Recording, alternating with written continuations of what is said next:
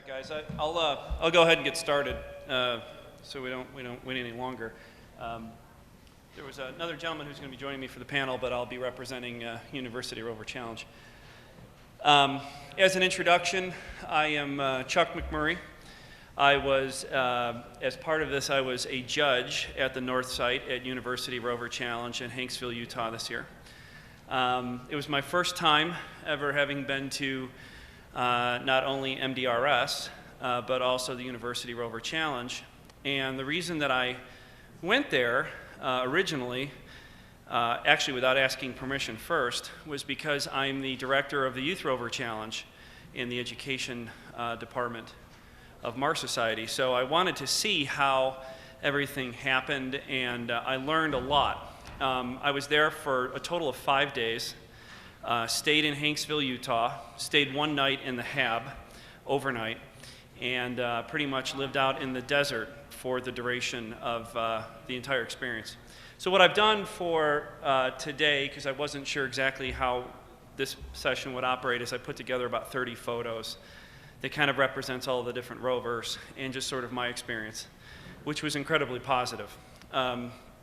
So the Wednesday before, so this was the second to last week of May, I drove out flew out to Salt Lake City from Chicago and drove 4.5 hours in places where there was absolutely no cell phone coverage whatsoever. Funny enough, though, when we got out to the desert where the Hab's located, we were getting full 3G service, which was weird and helpful, given that I still had email and some other things. But this picture was about 5:15 a.m. Hanksville time, when the sun was rising over the east. And I've been to quite a few places in my business and personal life, had never been to Utah, and I will tell you that it was an amazing experience, but being able to be part of this in a non-formal way and being able to see the Hab and take a tour of everything, it was pretty incredible. One of the experiences that was pretty neat is I did get a chance to sleep at MDRS in the Hab one night, and didn't get to bed until about 11:30 p.m. But what I thought was really cool is the fact that all of these doors, both inside and out, have a representation of a person who has spent 2 weeks. So in the room that I stayed in, which was actually the second from the left, had probably 120 different names on there, ranging from NASA scientists to Air Force pilots to astronauts. So it was pretty incredible to be sleeping in the same bunk, to know that I was essentially sort of part of that. This is the morning of, so you can see that cars are beginning to gather. So all of the university teams that participated, they had accepted a registration and began working on building their robots from October of 2012. 5 of those 10 teams, there was actually 15 teams that enrolled, and only 10 had shown, which was, I think, a record turnout. The year prior was 7. And 3 of those teams were from Poland, 1 from India, 1 from Canada, and the rest were US. So you had Oregon State, Missouri, Cornell, and a few others. And so people started arriving on Thursday morning, and one sort of unique personal experience that I'd never had before is, because I've never spent any time in the desert, I grew up in the city of Chicago, is going out to the desert in the morning, and so we're setting up the North Site. I was a judge at the North Site, where there was the astronaut package delivery and the service switch panel tasks that would take place. And standing out there at 6:30 in the morning, you could hear a bee literally flying 100 feet away from you. And as it would come towards you, you could hear it, and then it would pass. I mean, it was absolutely incredible. So I'd never been a part of that. And the fact that I got iPhone cell service on a hill there was just a strange dichotomy. But in any case, we set up a U-Haul truck and a generator and a tent. And so the tent is on the left-hand side. The U-Haul truck is just the larger vehicle in the middle. And then that's the Oregon team that had just arrived. They had actually had their own truck and their own trailer. They had rented or borrowed the truck from the IRL racing team. to drag all of their stuff out, and then the U-Haul to put everything into. So there's a lot of rules and regulations that go into what your robot can have, how much it weighs, what size team you have. There's really no regulations as to where you want to operate from. So they don't have any line of sight capability when they're operating these rovers, so they're actually, packed up in the back of U-Haul. Thankfully, it was, no hotter than mid-80s with very dry air. So in May in Utah is actually quite nice. If it was any hotter, it could have been pretty brutal, but we brought plenty of water. But in any case, they operated out of there, so they couldn't see line of sight into field. And then they start unloading the rovers. They have the way that it was, the way that the rules happen when the teams arrive. And again, these robots have been built. There was teams of engineering students and sponsors that had been working on all this equipment for many months. So it was all kind of culminating to this 1 week that was happening. And so it's pretty interesting you can almost feel the tension. They know how much their schools invested. They know how much it costs to travel. Some of the teams that came from Europe had paid, $10,000 or $12,000 in travel costs just to be there. So for some of these teams, this was a very, very big deal. In any case, they unloaded the rover. They have 25 minutes to set up. That includes a weigh-in, and then 45 minutes to operate the task in-field. And so there's 2 judges. This is at the north site. There's 2 judges, myself and a gentleman by the name of Andrew Duncan. Thankfully, he was there. I had never judged before, so I only had the rules on paper, and the experience was a little different. That was our scale. So of course, you don't even think of these things. You get out to the desert, and you have to level the scale, and then you have to set it up so that the chassis of the rover can sit on the scale and the wheels not touch the ground. So I had to kind of invent all of this on the fly. And then, of course, we didn't think to bring a leveler, so I had to download an iPhone app. Thank God I had 3G, and install it and use the leveling tool. And I will say that all of the teams were underweight. In fact, one team was half the weight of the other rovers. They also happened to be the most successful team. So there was some incredible technology that was taking place.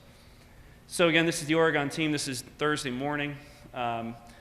What's very interesting is that every team had, 8 months to build, or maybe 6 months after they've gotten off paper, to build all of the supporting equipment they were going to have. And what was so amazing is how different everyone's setup really was. I mean, they had to weigh a certain amount. They had to accomplish certain tasks. It had to be electric powered. But even just the antenna masts and the options and the unidirectional and omnidirectional type telemetry equipment that they chose was just all so different. One of the Polish teams had the challenge of having to entirely build and practice with their rover in a different radio system because it was the same system. So the bandwidth that they were on testing with was not allowed in the U.S., and what the U.S. bandwidth is not allowed in Poland. So they actually had to change out the radios. And subsequently, that was the same team that won. So I think some of the hardship that some of those teams went through helped them to be better. So this was an interesting rover. Again, this is the Oregon team. What I find interesting is of course, you couldn't have beers in Hanksville because it's a dry town. You had to drive 200 miles to see a drop of liquor. But I did have pops, as we say, from Chicago with some of the college students afterward. And what's really amazing is the IRL team at University of Oregon gets like $250,000 a year in funding, but the robotics program gets like $20,000. And from what I could understand, it's because the brochure looks a heck of a lot better. And so one of the things that I'm actually working on this year, and I'm just doing it because I want to, is to try to get out to these schools, these universities, as part of our education task force and actually start talking to the science teachers about how serious some of this should be taken, because not only does this offer a fantastic career opportunity in the future, not to say that IRL is not good, I used to race cars, but it definitely helps human advancement a little bit more than F1 cars. What's one interesting feature is that when they bought the motors for this particular rover, the motors did not fit inside the wheel hubs. So they actually made these wheels about a week out, and all the testing that they did was on a completely different set of tires. Now the problem with that, if you think of it, is the diameter of the wheels, the drive torque, and all of the things that go into practicing with the Rover are then different. So they had to calculate all the different speeds and everything else. So this particular Rover here is now assembled and ready to go, probably post-weigh-in for the astronaut drop. So the task was, the one of two tasks of the North site was to have 4 packages of various sizes and weights strapped onto the Rover, and we had 4 astronauts about 1/8 of a mile, well, they were about 1/4 of a mile from where the U-Haul truck station, you know, their comm central was, and then it was about 1/8 of a mile distance. Only one of them, even if you stood near the truck, on top of the truck, was visible. The others were across a ridge of rocks. All the teams are given, when they start, a set of GPS coordinates. And as you know, GPS is not available to the foot, you know, maybe even by the meter. So it was kind of a rough estimate for them to be able to get out to. And they're not able to see the ground. The only thing that they're given is topography maps. So they have to kind of work with Google and some other things to try to put together a plan and a strategy before they get out there. So it's a lot harder than it looks. What's really amazing to me is how smart all of these people were. But anyway, those wheels were made. And I told a lot of these students that a lot of this stuff is practically a patent, because they have to design it under, you know, the time crunch lunch, and they've invented some really neat things. There's another shot of it, and you can see the packages off the back. Most of these rovers had 2 or 3 cameras, normally one large mast camera that was able to kind of pan and tilt, and another camera that would be focused in front or in back, looking at, you know, for example, where the packages were located so they could see where they would drop them. So they would drive out to these mannequin astronauts, which, funny enough, were wearing the simulation suits from MDRS, and they would drop the package and then move on to the next. So we had some hardships. There were some rovers, when they came off the truck, that didn't even work. Literally, they would drive 10 feet and the telemetry would go bad. So I think from a testing perspective, they learned a lot. And you don't really get a do-over, so you have to make it happen. And we were giving some extra time to allow them to work through some bugs. And then other teams would show up and just completely just crush it. So we actually had the highest scoring team ever come from Poland and win the competition. So I'll show you their rover a little bit. Here was another rover. Funny enough, so after all this was said and done, right, this particular rover, they took like the heaviest guy on their team, and he was sitting on it. And this thing would drive around like nothing. I mean, it was incredibly powerful and incredibly agile. And, you know, you have to think, these things have, you know, different battery systems, wireless modems, cameras. For one of the tasks, obviously, like I said, the astronaut drop, they have to drop the package, so it's got a lever mechanism on some of them. Some of the things that they did and created were just absolutely ingenious. And then there was another task where you had to operate a panel, and I'll show you what that was. That was pretty intricate. And so you get some pretty creative ideas coming out of it. So again, for this competition, this team used rubber tires. All of these were electric powered, so they were relatively quiet. It sounds like an electric car sort of moving through, but some of them were quite fast, and then some were very sort of high torque, but quite slow. So you kind of got a pretty decent view of all of what could be possible. So this is that same rover I was just showing you, but instead of being equipped for the astronaut drop, it was equipped for the switch panel or the panel maintenance task.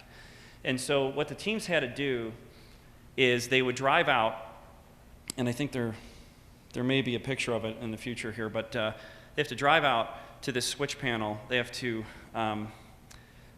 take a voltage measurement, which, now think about this, they have to take a voltage measurement, send the data back to the truck, and then do other things. So they would take a voltage measurement on 2 like metal screw prongs, 1, 2, and then they would turn on these, or actually they would turn off the switches, take the voltage of the 2 sets of probes, and then there was a solar panel on the maintenance task that was covered in sand. So then the rover has this dexterous arm, has to retract that, drive over, and then clean off the solar panel, then drive back, take a voltage measurement, and then turn the power switches back on. That sounds pretty easy, but when you're operating with just cameras 1/4 mile from your truck in the desert heat, I mean, it was incredible how finite the movements had to be. I mean, I was sitting and videotaping. I was a foot from the contacts, and I'm just watching this robot make 1/8-inch moves at a time. And then somebody would accidentally hit the joystick, and the whole rover would go like to the side, and they'd have to come back and zero back in, and the clock's ticking. And so it doesn't begin tense, but when it starts getting down to like 3 minutes, and they have all the tasks to complete, it's pretty amazing. And this particular rover, on the very back there, what I want you to imagine is that that thing kind of operates like the horizontal bar of a car wash. So their idea was to pull the back of the rover over the solar panel, turn on the car wash cloth, which was in essence just denim, to clean the piece off. One particular team had a fan. Another team had this windshield wiper square-looking thing. You'll see it. It was incredible how every team approached it quite differently.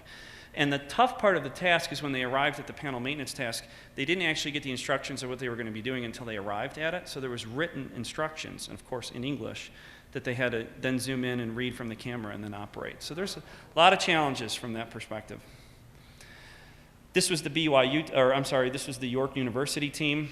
And again, what you can see is they had, and I think we had made a mistake. We had told them they were going to be dropping 6 packages. So you'll actually see 6 compartments on all the rovers, and then we only had actually 4 in field. And I'm not sure why that happened, but everyone had a different sort of trigger mechanism.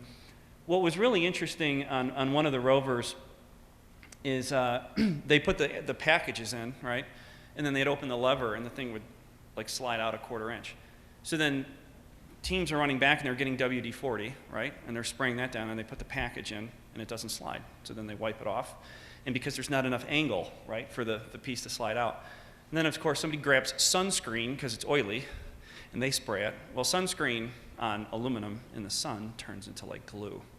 So now there's glue on these slides, and they don't have any alcohol, right, to clean it off. So you're just watching all of these things go down, and the amount of energy and tension that was there, I think, helped them to understand the kind of pressure that could be happening in sort of a real rover, Mars rover situation. And that's another shot. So again, this is a simple design, not very complicated suspension, very large antenna, and a number of cameras. So here's the actual panel maintenance task. I'm going to actually try and zoom here. I don't know if it'll work. No, it didn't work. Well, in any case. So you can see the 2 switches, and then right about here are the 2 metal prongs that are literally just 1/8-inch screws. And so what was kind of interesting with that is you would see these fingers or forks on the end of their dexterous arm, and sometimes the metal just wasn't closing far enough, or the wire would come disconnected, or the voltage reading, but some of the teams did it flawlessly. So it was pretty amazing. The Indian team, this was the first year that they had ever competed. This is probably one of the most hardest working group of individuals I've ever seen. They did not have a rental car. Their computers and wireless modems were basically all from Best Buy. And they built their entire rover, paid for all of their travel, and everything that went into their entire operation for $4,000. Now, keep in mind that they flew 6 people from India through Chicago O'Hare into Salt Lake. They had to build the entirety of the rover from that cost, and have all the telemetry, plus all the food and hotel and everything else. And so one of the things we learned that would continue to help the teams is that no one bothered to tell them that in the United States that trains don't run from Salt Lake City to the middle of Hanksville. They didn't have a rental car because the way that passports and driver's licenses work, they couldn't rent one. So they ended up taking a cab from, Salt Lake City to Hanksville, $940. So their food budget was gone. And I didn't hear a peep out of any of these folks. They didn't complain one time. They kept their head straight, and they got in it. In the first 2 days of the astronaut drop tasks, there was a few rovers that were having issues. These guys got their rover working and burnt out 3 motors in the process. Their rover dragged that entire weight unit a 1/4 mile through Utah sand to drop that package. They worked until the last second to figure out how to make it work. And so when you see the other teams show up with 50 people, custom-built trucks, the gamut of stuff, and then their rover won't turn on, you wonder what's going on from a leadership perspective. Now, keep in mind, they have to submit receipts for what they've used and bought for the rover construction, and that limit was $15,000. Okay, and then travel expenses can be extra. So most of the teams blew that 15 grand easily on the technology and not in the machine work and what have you. This team's entire budget was $4,000, and 1/4 of it went through the cab ride just to get there. So everybody kind of forked over some money to get them back to the airport, and we did everything that we can to help satisfy them. But they sat out in the sun and didn't complain a bit. So lessons learned. This is the rover from the Hyperion team from Poland. This rover absolutely kicked, you know. It not only was completely flawless from bugs, and they had done a lot of testing, but it cost them $10,000 in travel costs to ship it from Poland into LA and then to have it flatbed trucked, and then they had to reconfigure the radios. These folks worked like 72 hours straight before they even got out to the first piece of competition. And I will say that the one thing that I realized, and I grew up in a South Side Polish neighborhood in Chicago, I recognized something in this team that I hadn't seen as much in a long time. Because when people were asking me what was the real difference between the winning team that cleaned the clocks, these guys scored 493 of 500 available points, and the next team, I believe, was around 380 or 400. And then it fell off, you know, pretty substantially. So people would ask me, well, what was it? Was it the technology? Was it the training? I have to say, the one difference between this team and even some of the best American teams that I saw was grit. These guys, so I'll just, and I'm not going to point out the other team that did this, but one team, they couldn't get their rover batteries working. Somebody had forgot to charge the batteries the night before when they were testing in the parking lot and so forth. They argued on clock for 15 minutes as to whose fault it was. The Polish team arrives on their truck. They're unloading on the second day. One of the heavier set guys missteps carrying the rover and cracks the antenna straight in half. In under 40 seconds, because I had this on video, they had it, somebody grabbed a wrench, held it up to the antenna, duct taped it, and they had it in the ground by the time I could even fathom what was actually going on. Didn't say a word. There wasn't a word of blame or complaint.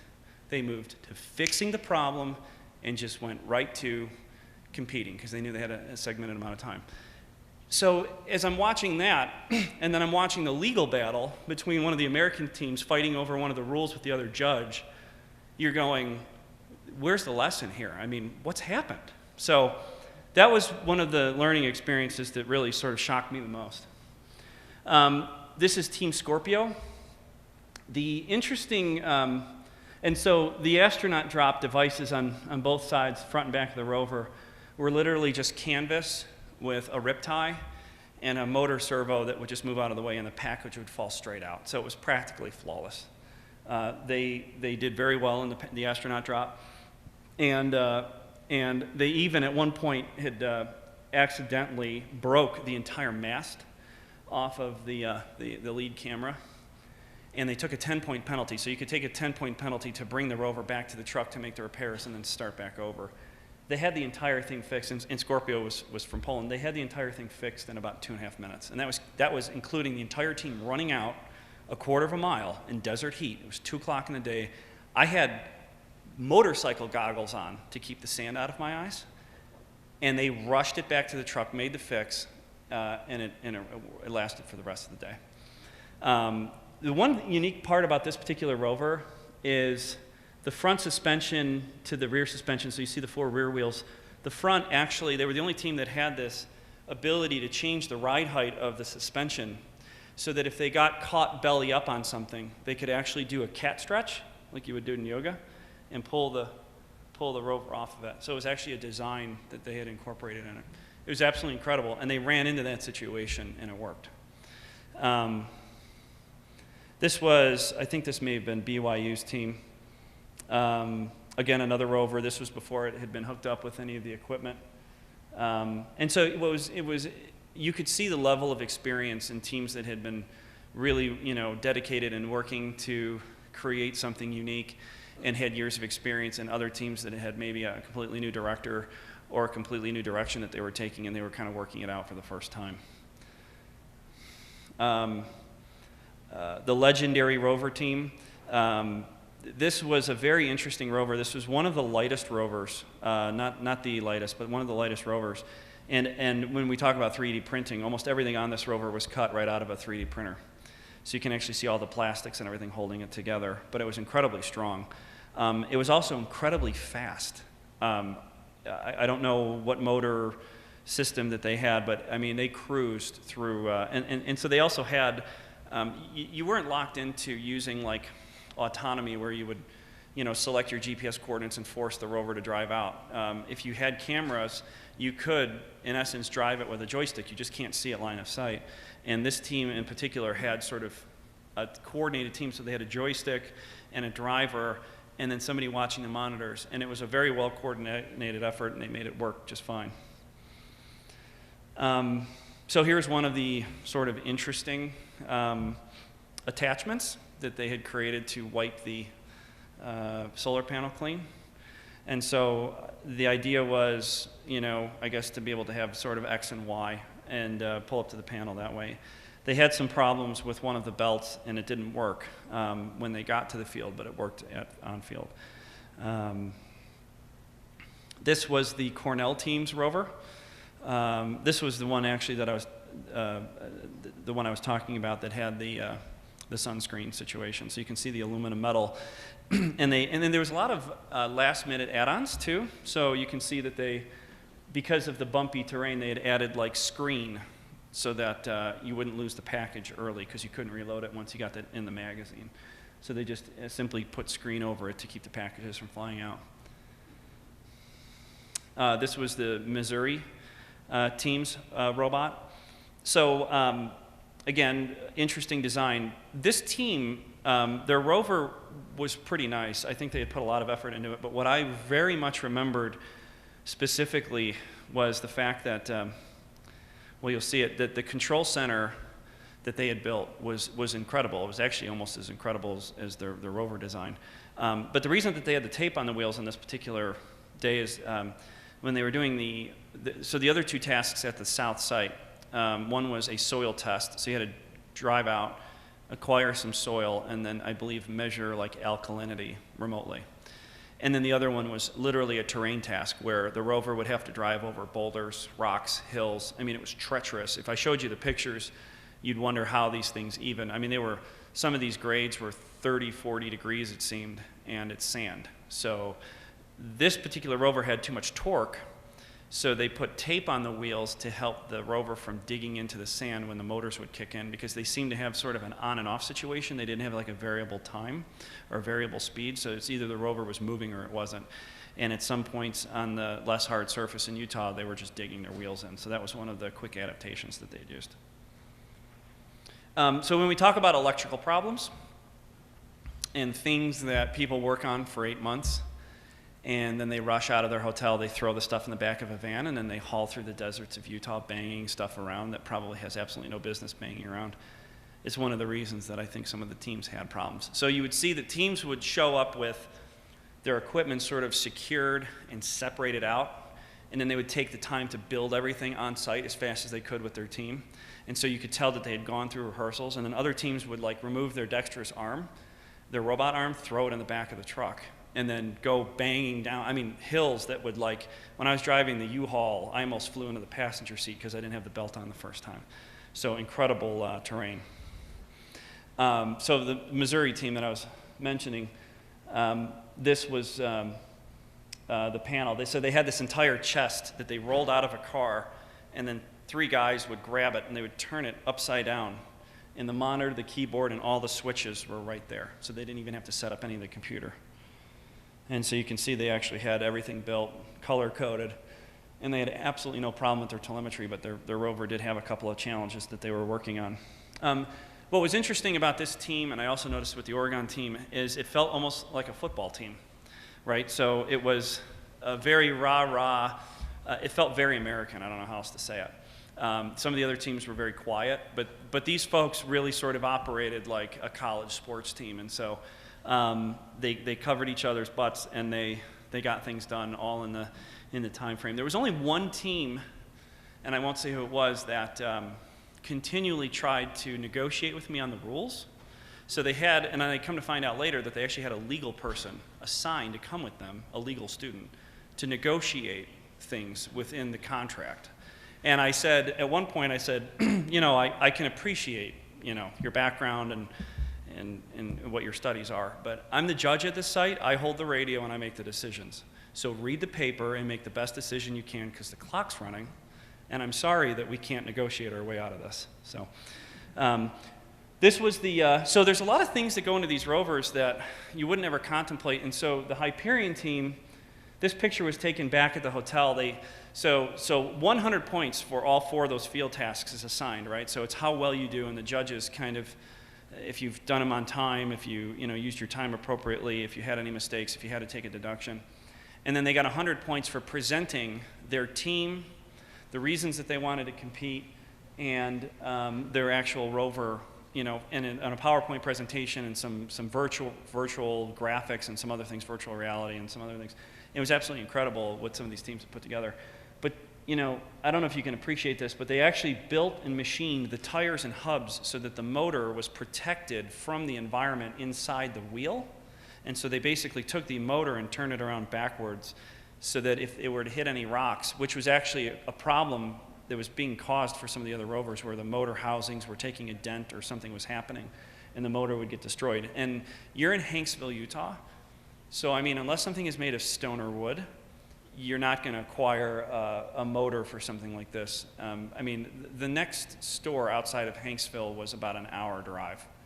It was, you know, and so I bought everything, put everything in a cooler, and I was eating out of sort of a Mars thing for a couple of days. Everything that was like camping. But some unique designs. Here's a close-up of the taped wheel of the Missouri team. So one thing I wanted to mention, so some of the teams, right, so you have this budget that you're going to spend on for everything that you'll build in the rover. And some of the teams had these incredibly complicated omnidirectional, unidirectional antenna devices where they would set the antenna up and they were anchoring things with steel cables. And we had to be careful too, because the Bureau of Land Management's out there, so you can't really dig holes. I mean, you can put like a spike in the ground, but you can't, you know, install something. So the Polish team comes out, and at first my impression is that it's cheap and it's not going to work, right? But what they did is they took their antenna, plopped it in the ground, and then they took recycled water bottles, wrapped them with nylon cord, set the antenna up. One guy would hold it, you know, and then they would tie it out, and it was up in 40 seconds. So their antenna was not the time spent on the project. They just came out and executed. One of the other teams took 20 minutes to assemble their antenna, which, by the way, they have to take back down when they're done. And it had all kinds of I mean, so the complexity of things didn't necessarily equal an advantage. And I couldn't give it more to these guys for some of the simplest things that they had selected to use. Never mind the fact that they were, you know, using a water bottle, which probably cost nothing, and they were sort of recycling. This was another one of the solar panel cleaning tools that the Oregon team was using. And I will say the one thing I'd really like to mention is every single one of these kids, even the one that I was kind of having legal battles with, was entirely professional. Kevin Sloan, who is the director of URC, I mean, nobody really argued per se from, you know, within staff or between teams. There was no fights. There was no one showing up hungover. One team slept in late, but for the most part, they took this very seriously. And there were very few, if any, parental sponsors as part of it. So most of the teams had probably one parent or one dean on site, and that was it. And the rest of the team was made up of the engineers and the software designers. And I mean, I really couldn't say more. I remember what I was like in college, and I was a communications student, but these folks really, really impressed me. That's the Hyperion team. So here's interesting, an interesting thing. So the dean is standing all the way on the left. And he was very sort of stoic. He didn't say anything the entire time, but he really kept everybody on time. And then the team director's kind of in the middle. And the promise was that if these guys won, they got to go to Vegas afterward. They'd never been to Las Vegas, so I told them, I said, you guys got to be careful where you're going. So they went to Las Vegas, and then when they got home, the Polish government and the prime minister greeted them off the plane. And they had tea with the prime minister. And it was all over the news. So I have a project that I'm working on for FMARS related to rovers that's still in the works. And I reached to one of the team directors, and they speak very broken English, but they're great guys. I mean, I'm not bilingual, a little bit of German, but so I'm talking, and his email back to me was, when we got back to Poland, it was very loud for us. And he was basically saying that they were getting an incredible amount of press, which I thought was fantastic, because they have the first Polish astronaut in the ESA, and this was a huge thing for them. So this was a big investment, and they came out and they creamed us. I mean, the next team that was American was 4th place. So, and these guys did it. They had competed before, but they actually even had videos and other things that they brought with them, kind of like reviewing tapes in football. So when they were having issues, they were actually going back to previous videos to see things that they needed to adjust. I mean, if I was going to build a rover, these are the folks that I wanted to have do it. And then, of course, the end of the entire program, there was a party outside the HAB. One of the team's parents was nice enough to completely fork over money to bring in catering, all the way from like 2.5 hours away, and served us burgers and dogs and brats and ice cream, and just, I mean, it was absolutely amazing. I've gone on many vacations, and I have 6 children, and so I don't get to go by myself very many places. And I was really sad to leave Utah. In fact, I came home and told my wife, I said, I think, and she's like, no, it's a little too remote, schools, all that stuff. But I will tell you that the experience, if you can volunteer or help with this program, it is one of the most enlightening and one of the ways to give back, because you are in front of engineers that go on to work for SpaceX and to do things that affect everything that we're trying to get done here at Mars Society, including robotics. And some of these folks even had some experiences on their resume that were pretty impressive. And then that was me on the morning of when I got there. And I think a case of Red Bull is what got me through most of it, because there wasn't much sleep and there was a lot of work. But it was a fantastic experience. I would absolutely do it again. I'm part of the URC executive team now. As I mentioned, I'm also the director of Youth Rover. And I also do the Red Planet Radio piece for Mars Society. So we're going to be actually doing some interviews with some of the team leads over the course of the year. So I hope you guys will have a chance to listen in and continue to learn and give back where you can. So we've got probably about 5 minutes for questions before Dr. Zubrin comes back in here. So I want to take any questions that you might have and be able to answer them the best that I can. You guys, can you grab that microphone? Can anybody? Or just maybe walk up to the front so we have it on tape. So I saw that all the teams had some sort of mechanism to maybe wipe off, like to get rid of the dust on their solar panels.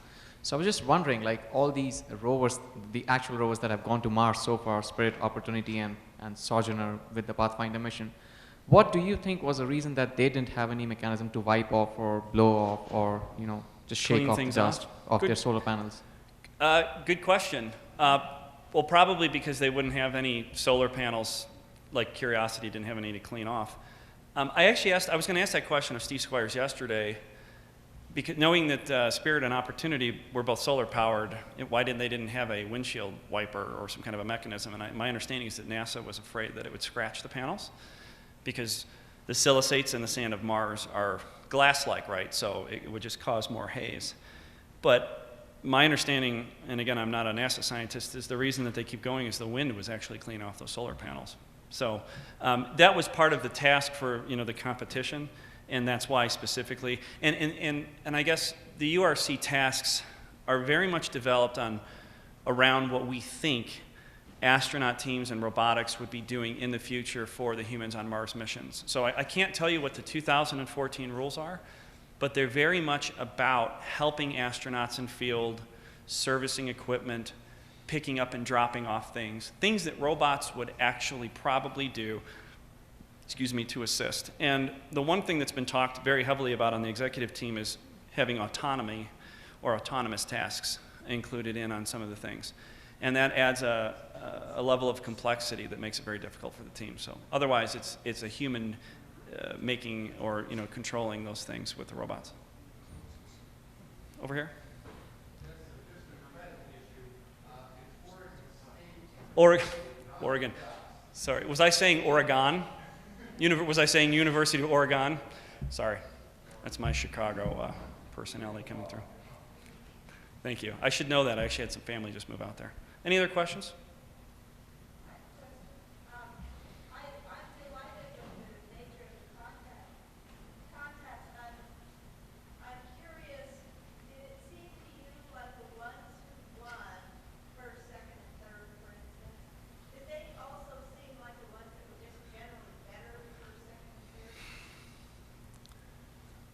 What I noticed from the teams that won and the teams that placed in ladder placement is that the teamwork, leadership, sort of getting it done attitude seemed to count more than technical capability and budget.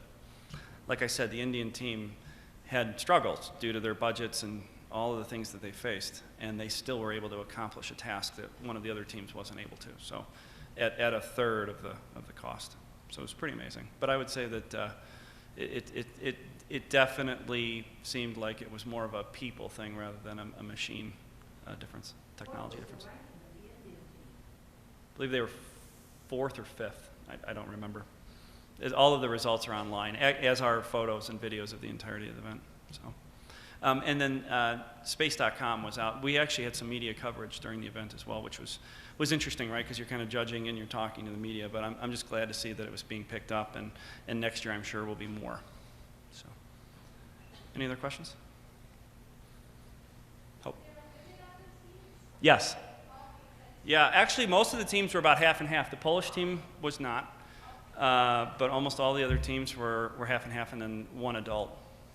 And everybody obviously was over 18. And from my understanding, many of these team leaders and team members were juniors and seniors, so they'll move on to their careers. But a lot of the team leads will stay for 2 or 3 years and participate. So for example, Michael from the Hyperion team will be returning next year with a whole entirely different crew and probably an entirely different robot. So 2014 is going to be very exciting. I've seen some of the science that's been proposed, and it's going to be very exciting to see what they participate with. Any other questions? Thank you.